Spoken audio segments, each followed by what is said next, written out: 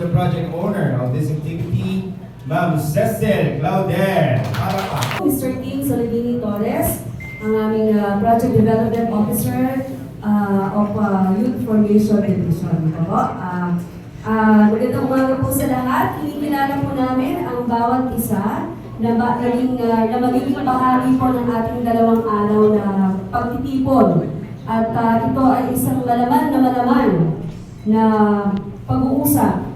Sapagkat ito po ay kinabibilangan ng tatlong sektor, ang ating LGU, ang ating mga teacher advisors, of course, ang ating mga barangay representatives. So hinihiling ko po na tumayo ang ating mga barangay representatives. Natin sila ng masigabong palakpakan. Salamat po sa araw ito ay nagtituhan. Okay, thank you very much. At ang ating mga teacher advisors, magsita niyo po please. Alis po bang tumayo ang ating mga teacher advisors? Yan. From District 1 and District 2, bigyan din po natin sila ng masigabong palakpakan. Salamat po sa inyong pagdating. Thank you. Of course, maaari po ba magsitayo ang ating mga guidance counselors, guidance teachers. Yan. Sila po ang ating inatulungan. Wala po sa school. Okay? Maraming salamat po. Of course, thank you Sir Gino. Mga po natin ang ating mga guests. Of course, from the SST, we have Attorney Abraham Pasel. Okay, of course, from STO, ang ating mga speakers for today, Dr. Liliosa Pasel. So, hindi po ito, magkapatid po sila.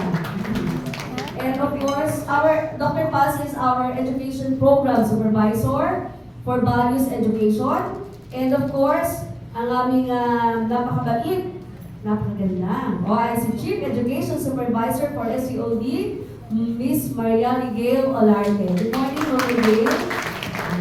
Of course, we also have our visitors from Bahay Pag-asa. Good morning, sir. Yan. Thank you for coming. Palilimutan si Ma'am Sheila Inahe for coming also. Ma'am Sheila. Ay pala si Ma'am for coming. And maraming pong salamat sa inyong pagdating. Ito pong araw na ito ay ilalaan po natin sa pag-design. Pag-listen muna po, pakikinig muna po ng mga inputs ng ating mga speakers before we come up for our goal for today, which is, for 2 days po, which is to design, facilitate the creation of our protocol. After this po, mabanggit ko lang din po na after this po, each school po, pag na-finalize po natin yung protocol tarpaulin, kung saan ito po ay ipopost nyo sa inyong